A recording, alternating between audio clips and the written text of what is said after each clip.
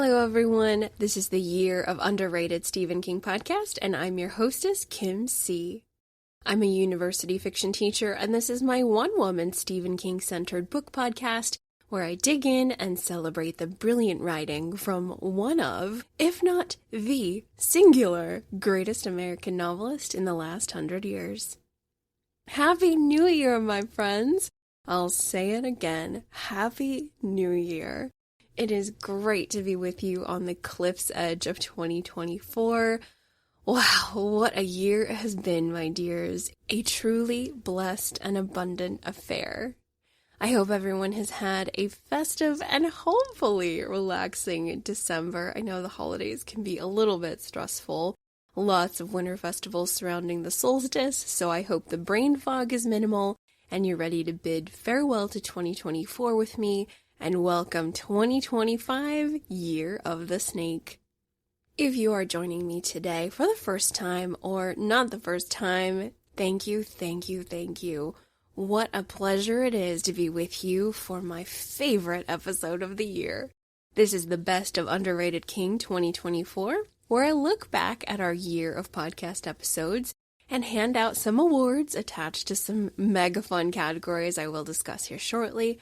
But this year, this little show and this little me not only went to the holy land of Bangor/Derry, Maine, but 2024 marked the year of Underrated Stephen King putting forth 18 episodes and launching a Patreon. Pretty proud of that, my good buddies. It was a lot of work, but boy, has it been worth it, and the whole thing has been one big, giant, very special endeavor. This month, I was very split on my decision to make it 19 episodes to cap off 2024, as I do have a ready-to-go, awesome Constant Reader interview to release, but those of us in the Constant Reader community know a little something about the number 19, and it's not a good number, my guys. It's a very bad luck number. Bad luck is associated with it, lots of negative things. And you guys know my Dark Tower knowledge is incomplete at best, so I'm not 100% if 19 in the Dark Tower universe is completely benevolent. But overall, in the world of Stephen King, 19 is no good, and I really did not want to tempt fate in any way when it comes to my favorite holiday and my favorite episode of the year. I need all the good juju I can get. 18, however, is a terrific number. Ask anyone in Judaism, it's a real good one, meaning chai or life. 19, not so much. Ergo, my super stellar Constant Reader interview I've been holding on to will be released in January 2025. You guys are going to love it. It's been the little diamond in my pocket, biding its time until the perfect moment. And I believe the humdrum restart and holiday come down of January will be the perfect time to release it to everyone, so hang tight for just a few more weeks. And now, let us recap the year that was. This year, we read the following Stephen King titles on the Year of Underrated Stephen King. Number 1, I took a very unorthodox path to return to the Dark Tower with Dark Tower 4.5, The Wind Through the Keyhole. Next, I began the road to Holly Gibney with the kickoff Holly Gibney novel, Mr. Mercedes, from 2014. My third title was Finders Keepers from 2015, and although I did not podcast on this title, I did read it, promise, and that was 2016's End of Watch. I did podcast on this, took a Mrs. Todd shortcut through the mist, hard left for The Outsider from 2018. Number 6, I didn't do an isolated podcast episode for this title, but I squeezed and squished it into the intro of my Holly episode, and that is the If It Bleeds novella from the If It Bleeds novella collection from 2020. My 7th Stephen King title was Holly from 2023, followed by 2003's Wolves of the Calla, Dark Tower 5, and lastly, probably shouldn't be counting this one, but it's my podcast and I'm going to do what I want. I'm going to count books 1 and 2 of The Stand, and I've finished both of them. That's about 800, 900 pages, my guys. And it's the 1990 unabridged, completely uncut version. So that's a hefty chunk of reading. So that's going to be my 9th King title. It will be The Stand, but it's books 1 and 2. But we're going to count it. We're 3/4 there. I also watched some King on film this year. A few of them were some of the films I watched last year as well, but doesn't matter. It's always good for repeat viewings and to help one's analysis, and especially when your book club is watching these titles for the very first time, that helps as well. But this year I did plug in with the following. Number 1, Salem's Lot from 2024. Number 2, Salem's Lot from 1979. Number 3, It Chapter 1 from 2017. Number 4, It Chapter 2 from 2019. And number 5, the It miniseries from 1990. And number 6, Dr. Sleep, the Director's Cut from 2019. I also had 6 beyond incredible constant reader interviews, followed by a double visit from John Langan, who joined me for my first ever Stephen King short story hour. What a prince, that John Langan. Oh, I love that guy. But yes, this year we spoke to number 1, horror author of Mary, Nestlings, the novella Rest Stop, and the upcoming When the Wolf Comes Home, Arizona boy and proud New Yorker, Nat Cassidy. Number 2, horror author of The Fisherman, House of Windows, and The Wide Carnivorous Sky and Other Monstrous Geography short story collection, John Langan.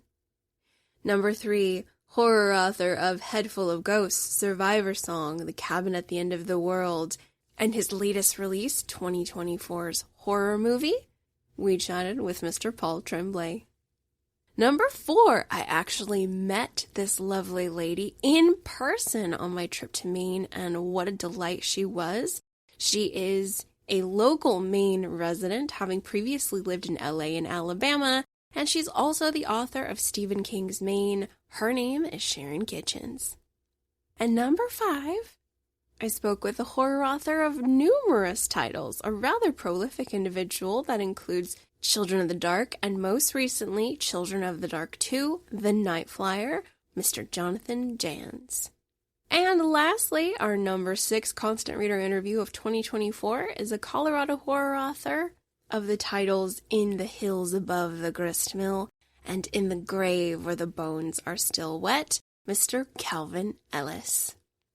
Oh, guys, just looking at that list, I am the luckiest duck. I just feel such a wave of love and good feelings.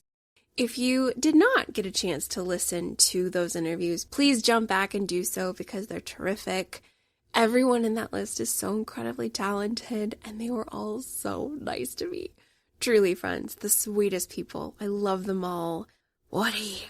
Also, on the newly 2024 birthed Patreon called The Dance Macabre with Kim C., I also read the brand new Stephen King short story collection, You Like It Darker, and I'm halfway done with the 1993 short story collection, Nightmares and Dreamscapes.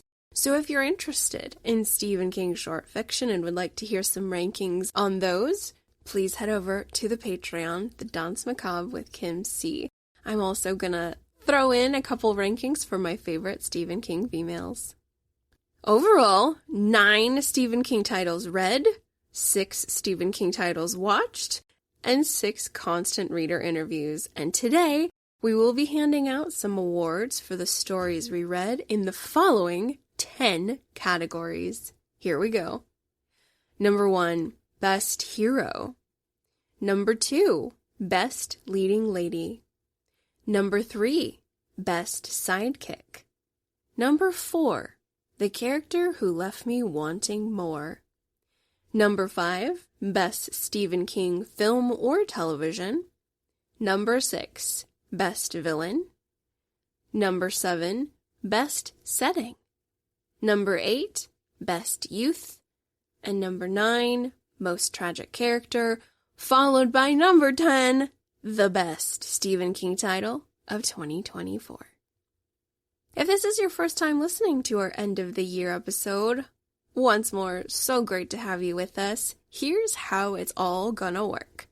I, of course, am not going to be awarding the Stephen King catalog at large. I would be here for 12 days at minimum, but I am only awarding the titles I read and watched this year. So at this time, this is the best part, I've broken down all 10 categories. I've broken down all 10 previously mentioned categories and assigned the nominees. And let me tell you, friends, we've got some thick and robust rosters. Lots of strong character work and nominees this year, and we love to see it. A few of the categories will also feature some honorable mentions attached. They are not eligible to win, but I did want to give them a shout out because they were almost a contender, just a few inches away, reaching, not quite, but it didn't feel right not mentioning them. So a few of these nominees are honorable mentions. And now, the best part. Here are the nominees for our 10 Best of Underrated King 2024 awards. Number 1. For Best Hero, the nominees are the following. Letter A, the incomparable Roland Deschain.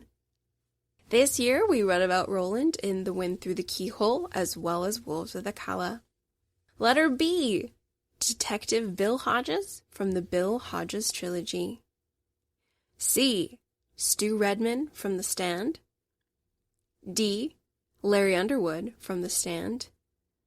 And E, Tim Ross, also known as Tim Stoutheart, from Dark Tower 4.5, Wind Through the Keyhole. Number 2, Best Leading Lady. Letter A, Mother Abigail, The Stand. Letter B, Holly Gibney from the Bill Hodges trilogy and Holly. Letter C, Susanna Dean from Wind Through the Keyhole and Wolves of the Calla. Letter D, Mia, Daughter of None, from Wolves of the Calla. Some of you might argue that Susanna Dean and Mia are technically the same person, but I think they should be separate, and I am treating them like different ladies. All I know is that Mia ain't Susanna, so we're gonna treat her as such. And I did feel she was a leading lady in her own right in Wolves of the Calla. Letter E, Franny Goldsmith from The Stand. And lastly, we have one honorable mention for the Best Leading Lady category. I know folks feel a lot of ways about this character, but I did want to mention her, Nadine Cross from The Stand. Category number 3 for Best Sidekick. Letter A, Tom Cullen from The Stand. Letter B, Oi the Billy Bumbler from Wind Through the Keyhole and Wolves of the Calla. Letter C, Barbara Robinson from the Bill Hodges trilogy. Letter D, her big brother, Jerome Robinson from the Bill Hodges trilogy and Holly. Barbara was also in Holly. Missed that. Letter E, Father Donald Callahan from Wolves of the Calla. And letter F, Andy the Robot. Category number 4, the character who left me wanting more. I probably need not explain it, but as you can imagine, guys, I'm completely alright with the content we did have surrounding these characters, but if I had my way, I would petition for a little more data. I wanted some more information on the following nominees, beginning with letter A, Nick Andros from The Stand. Letter B, Ralph Brentner from The Stand. Letter C, Jamie DeCurry from Wind Through the Keyhole. If you guys remember, he's Roland's friend from Gilead. He trained with Court. Good guy, also a gunslinger. Letter D, Detective Ralph Anderson from The Outsider. Letter E, highly influential author John Rothstein from Finders Keepers, author of the Jimmy Gold series. Letter F, the Widow Smack from Wind Through the Keyhole. Oh my gosh, love this lady. Category number 5, Best Stephen King Television or Film. Letter A, It Chapter 1 from 2017, directed by Andy Muschietti. Letter B, It Chapter 2 from 2019, also directed by Andy Muschietti. Letter C, the It miniseries from 1990. Letter D, Dr. Sleep, the director's cut from director Mike Flanagan. Letter E, Salem's Lot 2024. And letter F, Salem's Lot 1979. Category number 6, Best Villain. Oh, buddies, this one is such a chunky monkey, my dudes. This is long. I could not omit anyone from the list, so it was kind of a long list. We had a lot of excellent, compelling villains this year. Here we go. Letter A, of course, we must begin with the timeless, eternal, evil Randall Flagg, also known as the Walking Dude from The Stand. Letter B, the Wolves of Thunderclap. Letter C, the creature known as the Outsider from The Outsider. Letter D, the Skin Man who wrecked the town of Debaria from Wind Through the Keyhole. Letter E is a double. Professors Emily and Rodney Harris from Holly. Letter F, the icky Brady Hartsfield from Mr. Mercedes. Letter G, Morris Bellamy from Finders Keepers. And buddies, we have 4 honorable mentions because I cannot stop. Our first honorable mention is a character I loved, Jack Hoskins from The Outsider, also known as the right hand of the devil. Our second honorable mention, even though I don't really have anything nice to say about this character, I still thought she was a decent villain, Deborah Ann Hartsfield from Mr. Mercedes. She's the mother of Brady Hartsfield. Our third honorable mention is probably going to make everybody get a little uncomfortable, maybe physically squirm a little bit. I'm talking about the kid from The Stand. That was a very uncomfortable scene in the hotel room in Colorado with he and Trash. Ooh, not my favorite, but need to mention him. Our fourth honorable mention is from Wind Through the Keyhole. He is the character Big Kells, who brings a lot of pain and suffering to the family of Tim Ross. Category number 7, Best Setting. Letter A, Calla Bryn Sturgis from Wolves of the Calla. Letter B is also a double. We have the Boulder Free Zone and Las Vegas, Nevada, also known as the World of Captain Trips from The Stand. Letter C, the Ironwood Forest and the Town of Tree from Wind Through the Keyhole. Letter D, the village of Debaria in New Canaan from Wind Through the Keyhole. Letter E, the entire state of Ohio for the Bill Hodges trilogy, with a special nod to the city of Cincinnati. And letter F, Flint City, Oklahoma for The Outsider. Number 8, Best Youth. We've got Jake Chambers from Wind Through the Keyhole and Wolves of the Calla. Letter B, Tim Ross, also known as Tim Stoutheart from Wind Through the Keyhole. Letter C, Joe, also known as Leo from The Stand. Letter D, Peter Sobbers from Finders Keepers. Letter E, Jake's friend Benny Slightman from Wolves of the Calla. And letter F, Bill Streeter is the young boy who survived the Skin Man attack in the town of Debaria from Wind Through the Keyhole. Number 9, Most Tragic Character. Ladies and gentlemen, the following nominees really brought the pain for me this year. I think about them when the book is closed. And when the novel is done, I'm still thinking about them. These guys made me feel it this year. Let's begin with our first selection, letter A, The Trash Can Man from The Stand. Of course, I wrote down his original name. Am I remembering it right this second? Sadly, I am not, but we'll just call him Trash. I think we're all okay with that. Letter B, Nick Andros, The Stand. Letter C, Terry Maitland from The Outsider. And letter D, Ellen Kraslow, who is a victim of Rodney and Emily Harris from Holly. Letter E, Father Donald Callahan. And letter F, Olivia Trelawney from Mrs. Mercedes. She is Holly Gibney's aunt. Our last category, number 10, the best Stephen King title of 2024. Letter A, The Wind Through the Keyhole, Dark Tower 4.5. Letter B, Mr. Mercedes. Letter C, Finders Keepers. Letter D, End of Watch. Letter E, The Outsider. Letter F, the If It Bleeds novella collection with specific attention to the If It Bleeds novella. Letter G, Holly from 2023. H, Wolves of the Cala. And I, the 1990 wholly uncut edition of The Stand that was first published, I believe, in 1978.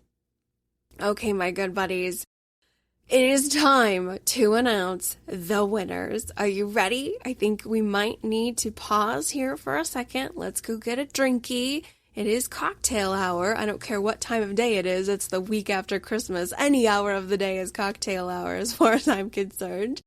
There is no time. There's only drinking and merriment and calorie consumption and, of course, lots and lots of sugar. Let's get a snack. Let's get a beverage. Come back. Let's discuss the winners.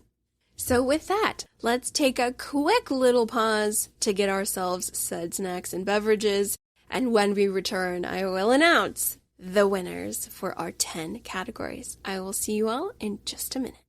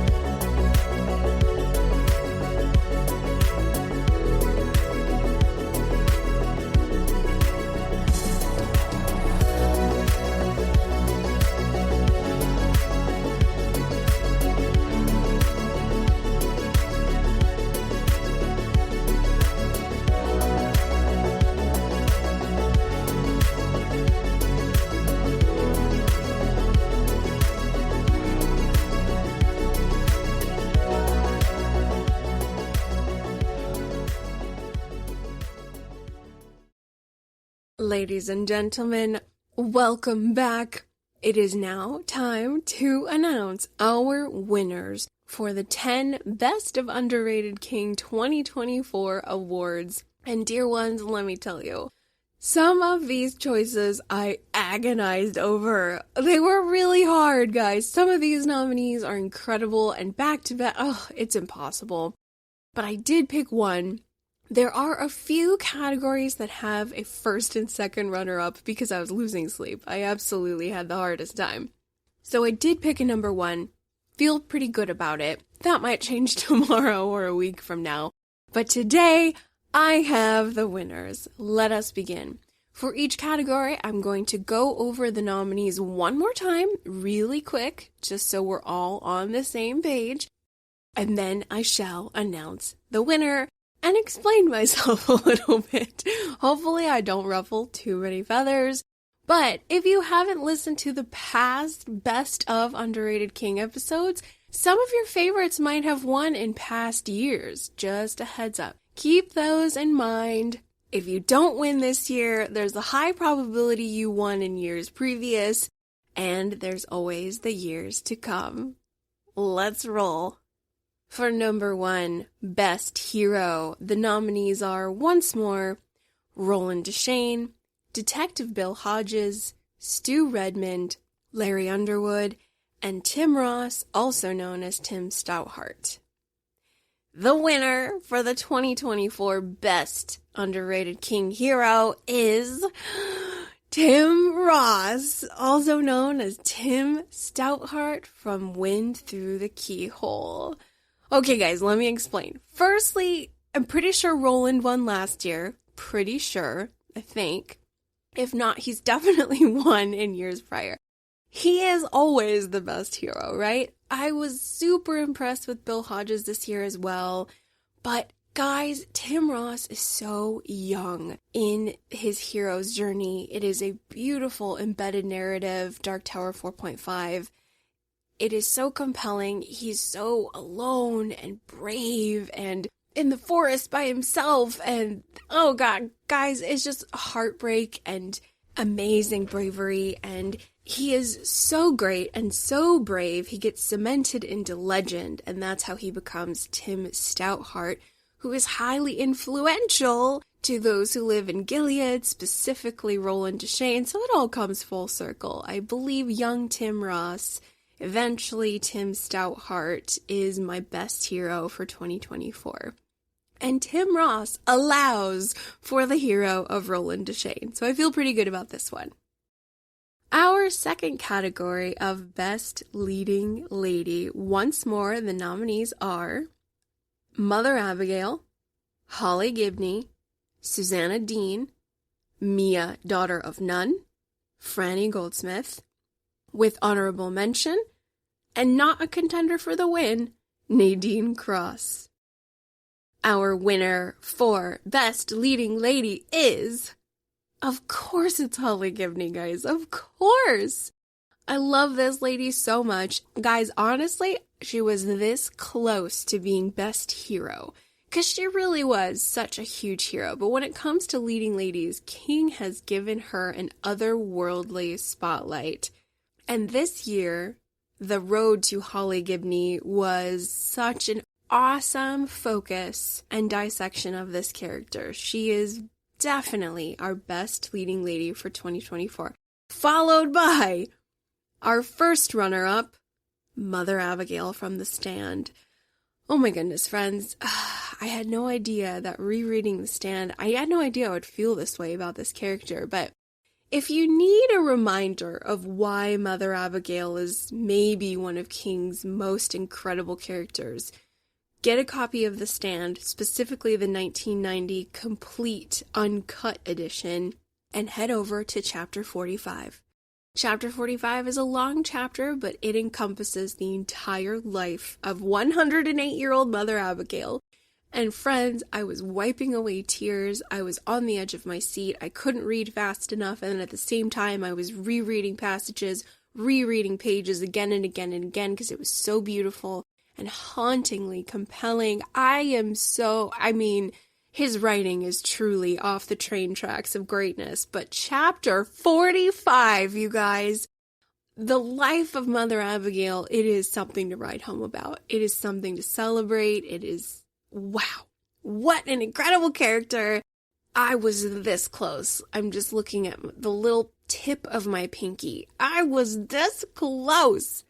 The tip of my pinky finger to awarding Mother Abigail as Best Leading Lady, but Holly really stole the show this year. I feel pretty good. Holly is our Best Leading Lady, followed by our first runner-up, Mother Abigail. Category number 3, Best Sidekick. The nominees are, one more time, Tom Cullen, Oi the Billy Bumbler, Barbara Robinson, Jerome Robinson, Father Donald Callahan, and Andy the Robot. The winner for this year's Best Sidekick is Jerome Robinson. Oh, guys, this was hard because Jerome and Barbara, they are just such a dynamic brother-sister duo, but Jerome is a little older than Barbara. Barbara is still very much a student. Jerome is out of school. in the lighter novels of the Bill Hodges trilogy and 2023's Holly. And I just feel he is such a good guy. What a wonderful sidekick. He is always there. Even when he doesn't know he's supposed to be there yet, he's there. He checks on Holly. His brain is always working.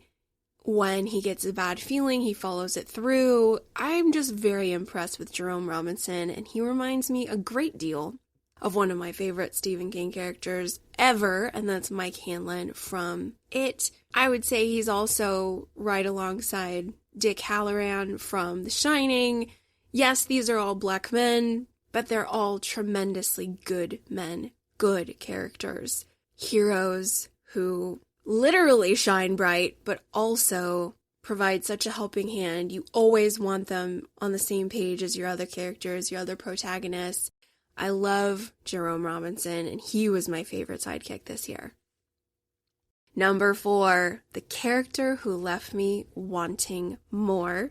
Once more, the nominees are Nick Andros, Ralph Brentner, Jamie DeCurry, Ralph Anderson, John Rothstein, and the Widow Smack.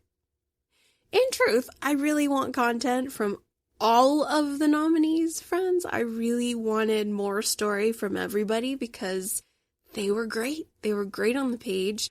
But Nick Andros is our winner, my guys. The winner for the character who left me wanting more, 100%. I think he's broke away from the pack a little bit because I really, oh man, I got my heart smashed.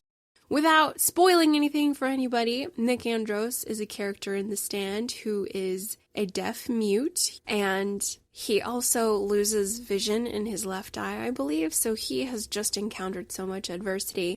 But yet, when he gets to the Boulder Free Zone, this character really blooms and transforms and finds great purpose and a position of leadership.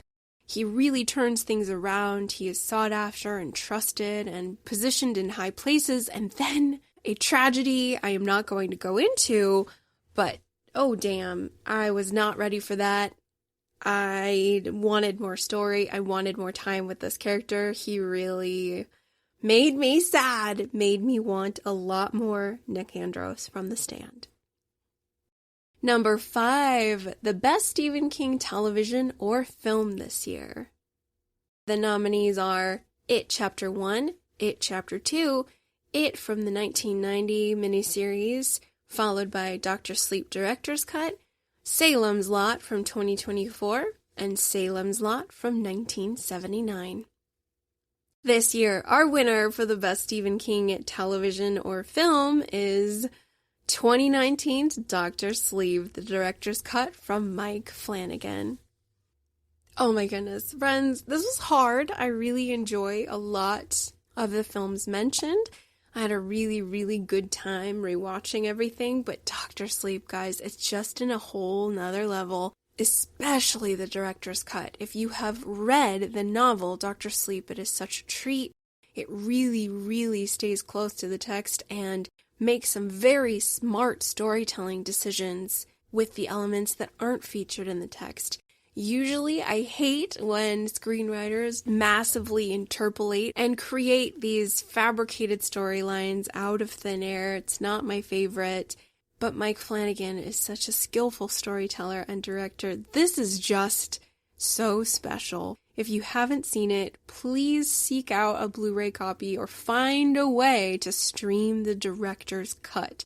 If you've only seen the theatrical release, you will really enjoy this. There's so much more content.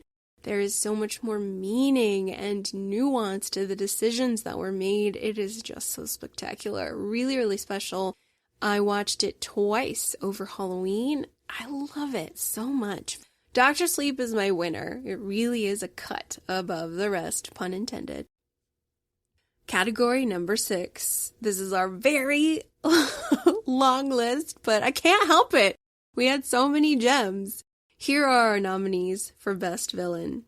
Randall Flagg, The Wolves of Thunderclap, The Outsider, The Skin Man, Professors Emily and Rodney Harris, Brady Hartsfield, Morris Bellamy, with 4 honorable mentions, Jack Hoskins, Deborah Ann Hartsfield, The Kid, and Big Kells.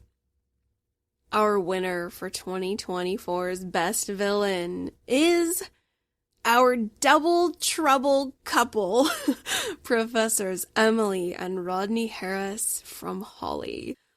Oh God, guys, as mentioned, this list is incredible. We have so many great villains back to back, but Professors Emily and Rodney Harris are the kind of villains who are doing a pretty extraordinary job of hiding in plain sight and succeeding for many, many years. They are killing people and ingesting them in the most horrific ways. But the worst part, friends, the worst part that's so diabolical and so evil and keeps me thinking about them is the fact that they prey upon human kindness and human compassion.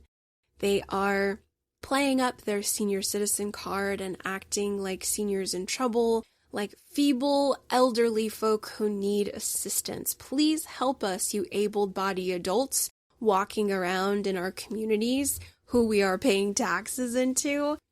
Please trust that we are just a harmless grandma and grandpa who would never hurt a fly. And yet, the second we have you in our sights, we're going to use a hypodermic needle on your neck and you're done for. You are going to be imprisoned in a jail, and then you will have a fate worse than death, I think. Guys, they are so sinister. They are frightening on every level. I have been thinking about them since I finished Holly. I am truly shaken to my core. Also because I know a lot of people in academia, in my real life, who remind me of the Harrises, and it's not a good feeling. So they definitely take the trophy for 2024's Best Villain. Number 7, Best Setting. Our nominees are Calibran Sturgis, the Boulder Free Zone, and Las Vegas, also known as the World of Captain Trips, the Ironwood Forest and the Town of Tree, the Village of Debaria in New Canaan, the entire state of Ohio with special nod to Cincinnati, and Flint City, Oklahoma. My winner for Best Setting, there really could be no other, and that is Calibran Sturgis from Wolves of the Calla. Sweet listeners, this one is just so great. Calibran Sturgis is the heart of the Wolves of the Calla novel. We learn so much about the lore of this town, its agricultural practices, all of the really special sacred stories that have bled into the generations. We also learn the terrible plight of its citizens with this current modern day massacre that happens every 25 years, 25 to 27, I think. It is so strong in detail and very compelling. I loved everything about it. I loved hearing about their customs. I loved hearing about their hierarchy of government and how Father Callahan has been drumming up Catholic conversion, as well as their athletics, their cultural holidays. It is so well thought out and detailed, and I really enjoyed being there. And for me, there could be no other winner than Calibran Sturgis from Wolves of the Calla. Number 8. Best Youth. This is our favorite young person this year. Once more the nominees, Jake Chambers, Tim Ross, Joe, also known as Leo, Pete Saubers, Benny Slightman, and Bill Streeter. And for the winner of Best Youth, I have Jake Chambers of New York. Oh, this little guy. He's not so little. I think in the early Dark Tower novels, I thought Jake was a lot smaller. Not necessarily in stature, but just in all ways, he seemed very young and very green. And I'm just so impressed with him in Wind Through the Keyhole and Wolves of the Calla. He's growing up, he's maturing, but he's incredibly skillful. He's really emotionally open. He's incredibly observant. and once more brave. This kid does some stuff that I would never, ever do at his age by myself. And he volunteers it. He goes for it, and he knows that he has to grow up fast. He knows he has to pull his weight. So for being a young person, I'm just impressed by the character of Jake Chambers. He is most definitely my 2024 winner for Best Youth. Number 9, Most Tragic Character. The nominees are Trash Can Man, Nick Andros, Terry Maitland, Ellen Kroslow, Father Donald Callahan, and Olivia Trelawney. My 2024 winner, ladies and gentlemen. This was a hard one, but it also wasn't, because the one who brought the most pain, the one who had me shuddering a full chapter before I knew what was going to happen, is Terry Maitland from The Outsider. Oh, dear ones, without spoiling anything, for those of you who haven't yet read this incredible, dark crime thriller from King, dudes, Terry Maitland is tragedy in all caps. This is such an incredibly tragic character because he's a good guy. He's a pillar of his community in Flint City. He's a middle school English teacher. He coaches the youth baseball league. He was at an author signing. His alibi is rock solid. He is a dad to 2 daughters. He's a loving husband. He is such a decorated citizen.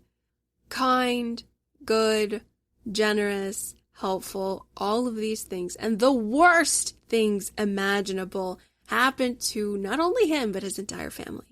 Guys, I just felt so much pain. And I read The Outsider for the 2nd time this year. And my heart, I could not cope with the emotion I felt. God, the dread I feel. The dread.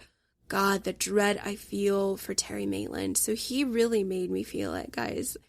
Everybody on the list really made me sad, especially Ellen Kroslow from Holly. That one stuck with me a while.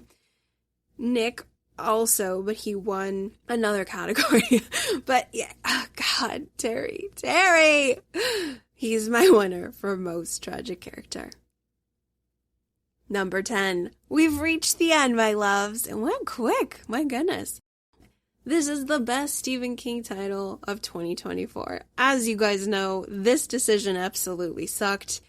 This one was so hard. So naturally, not only do I have a first runner-up, but I have a tie for second runner-up. I don't even have a third runner-up. I have a tie for second. That's what a mess I am over these nominees. This was so difficult. This was borderline impossible, but I did pick one. I do have a solid winner, followed by a few runner-ups. Let's remind everybody what we read this year.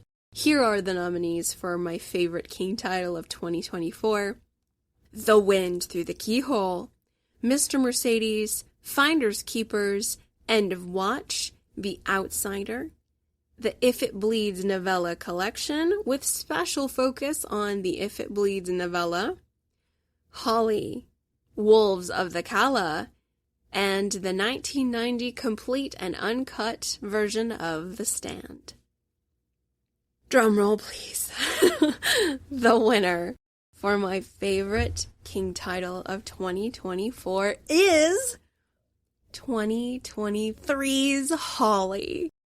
Oh God, guys, like I said, it was hard. Let me explain myself. But before I talk about why Holly is the winner, the first runner-up, should Holly fail to do their duties, the first runner-up is 2003's Wolves of the Calla.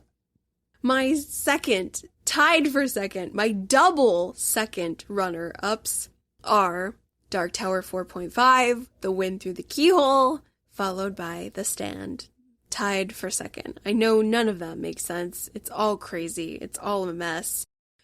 Okay, 2023's Holly.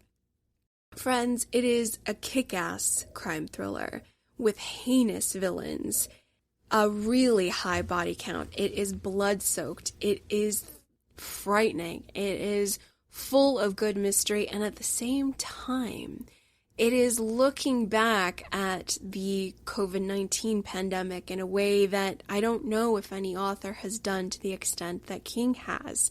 This, of course, made it a highly controversial fiction novel in the world of King. He got so much crap, guys. This novel is inundated with negative reviews because people did not want to think about what we went through here in the United States, the world at large, this entire planet. Nobody wanted to go there. People felt it was overly political, blah, blah, blah. I feel this is such an important book, and I love the fact that we have to look at it 5 years into the future. We are looking back on the year 2020, 2021, remembering what it was like to have all of this tension and political unrest and misinformation and general illness and death all day long for years. It was a traumatic time. It seems like it was a lot longer ago, and at the same time, it also feels like it was just yet. I mean, we're all still scrambled egg about it. We are. But I love looking at this novel. I love looking at all the hate and realizing that people are hating on it prematurely and unjustly because this is a very important King work. I love what he's doing with the character of Holly. It's the strongest installment out of all the Holly books by far. She has come full circle as a character, so much so. It's amazing to behold. Really, really interesting to see and to participate in as a reader. It's so good, guys, and it really stole my 2024. It was one I was thinking about, taking copious notes, really, really trying to understand what he was doing from his journalistic eye, reporting from the front lines, and taking us back to a place we didn't really want to go, but it's an important place that we will indeed go back to. And maybe there's some wisdom in looking back. Maybe there's gratitude and appreciation. I could go on, guys. Bottom line, Holly is the winner. It's controversial, important, thrilling, really, really entertaining. The best of the Holly Gibney novels, for sure. So many good things. I just have a ton of good things to say about it, and I hope you all feel the same. If you haven't read it yet, let's make that happen. There's a lot of controversy, a lot of strong opinions, a lot of thoughts. But it's an important one. Wolves of the Kala, I don't know if it'll stay as a first runner-up, and I don't know if it'll be a favorite Dark Tower book as soon as I'm finished with the series. Unknown, but I really loved it. I felt very strongly about it, as well as the embedded narrative of Wind Through the Keyhole, which was absolutely beautiful. Love that story so much. And The Stand, I know I'm not finished yet, guys, but damn. I see why it's either The Stand or It when it comes to constant reader favorites. I understand why it is one that we will be talking about 1,000 years from now. It's awesome. And it changes from book to book, of course. There's a lot of compelling stuff within. I am going to be breaking that down in some sort of fashion here in the future. But for now, just know I'm really having a good time and I like it a whole lot. Alright, my precious friends, let's recap the winners. The awards for the 10 Best Underrated King 2024 are Best Hero, Tim Ross, also known as Tim Stoutheart from Wind Through the Keyhole. Best Leading Lady is Holly Gibney from the Bill Hodges trilogy and Holly, followed by first runner-up Mother Abigail from The Stand. Number 3, Best Sidekick is Jerome Robinson from the Bill Hodges trilogy and Holly. Number 4, the character who left me wanting more is Nick Andros from The Stand, 100%.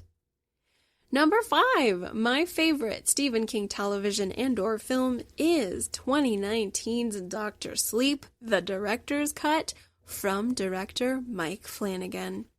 Even though I hate that scene with the baseball boy, the entire movie is incredible. Number 6, Best Villain, my epically huge list. This year, Professors Emily and Rodney Harris really got under my skin. Oof, perhaps a poor choice of words, but yes, those two, those senior citizens and their diabolical game, not a fan. But I'm a fan enough to award them the best villain. Number 7, best setting, without a doubt, Calla Bryn Sturgis. What a special place. 8, best youth goes to Jake Chambers. That sweet little not-so-baby angel really stole my heart this year. Number 9, most tragic character, Terry Maitland made me feel the pain from The Outsider. Oh God, so sad. And lastly, my favorite Stephen King title of 2024 was the novel Holly from 2023, followed by Wolves of the Calla as the first runner-up, with a double second runner-up for Wind Through the Keyhole and The Stand. Okay, my buddies, that's a wrap. I think we should start to button up the best of underrated Stephen King 2024. The trophies have been dispersed, and it's time for bubbly. I've got mine in the fridge, and it will soon be on ice, so it's extra chilled, and there might be a savory snack that accompanies it, for we are celebrating a truly spectacular year of King coverage, a new Stephen King Patreon, and the best part of all, new constant reader friends. All of you out there listening are the best part.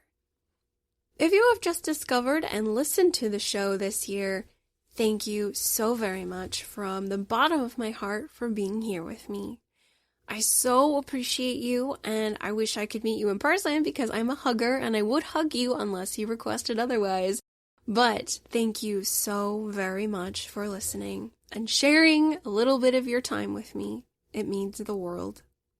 If you would like to provide a parting gift to christen my 2025 with good fortune, if you would please rate and review the podcast, as it really assists in getting this little show a bit of sunlight as we continue on into year number 5 of this podcast.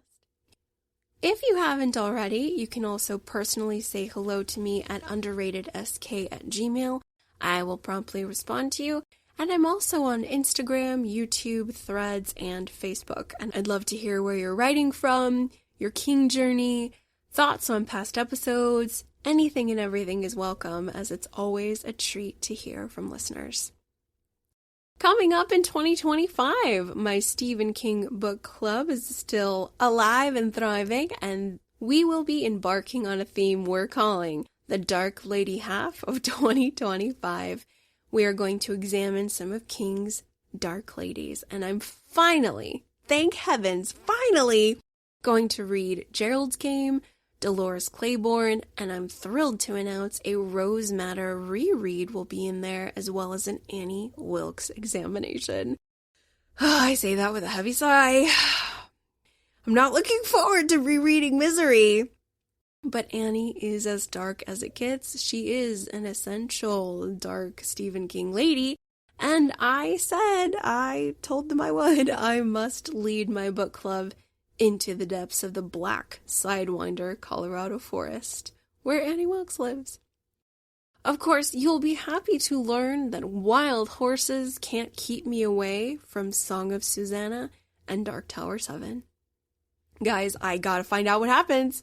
Dying of suspense and curiosity over here, and I just know I'm not going to make it very far from the beam. I am not going to take as long as I took for my return to Dark Tower 5, Wolves of the Calla. After finishing these last 2 Dark Tower novels that we read this year, it's just a very high priority that I get back there sooner rather than later. I am very involved, very invested. I have to make it to the end. Must. So I will return to the beam in early 2025, I promise, and my ultimate goal is to not only finish Song of Susanna, but also The Dark Tower, the last novel, by year's end. So my goal is to do both. I gotta make sure I finish my first tower journey in its entirety. Gotta do it. I hope you'll be there with me. I also plan to continue my Patreon coverage on the Danse Macabre with Kim C. I'm going to finish up Nightmares and Dreamscapes and finally make my way through Night Shift for the first time. So we've got some short story king plans on the horizon. If you've thought about joining the Patreon but haven't yet made the move, I encourage you to plug in with the amazing constant reader community on the Danse Macabre with Kim C and help me navigate the world of short story king, in addition to an exploration of Stephen King females and other thoughts on the fiction master's writings and television and film adaptations. And now, my loves, we made it. Let's say farewell to 2024, the year that was, and hello to 2025, year of the snake. I hope it's a lucky one for you, and I hope your New Year's Eve and New Year's Day has something yummy to eat and drink. And, let's be honest, I hope you have someone hot to make out with. And if you are missing a kissing/heavy petting partner, I hope you meet an attractive stranger who shows you how life can still be a magical thing. And if all of that sounds a little too fantastical and you plan on staying inside wearing your PJs on the couch, which is also awesome, by the way, don't get me wrong, I hope you find a few moments to journal, ponder some gratitude, some goals, and while you're there, I know it sounds cheesy, but do it, just humor me. Place your hand on your heart and thank your little human suit for being there for you with every heartbeat, with every breath, through every moment of 2024 and, let's be real, every moment since you were born. Never letting you down, never giving up, still with you till the end. My loves, no matter what happens in 2025, I hope you stand. I hope I stand. I hope we stand, because the place where we make our stand doesn't matter, only that we're there and still on our feet. I love you all so much. Thank you for listening now in 2024 and to previous years that have come before. Happy, happy New Year. Take care, and I'll see you in 2025.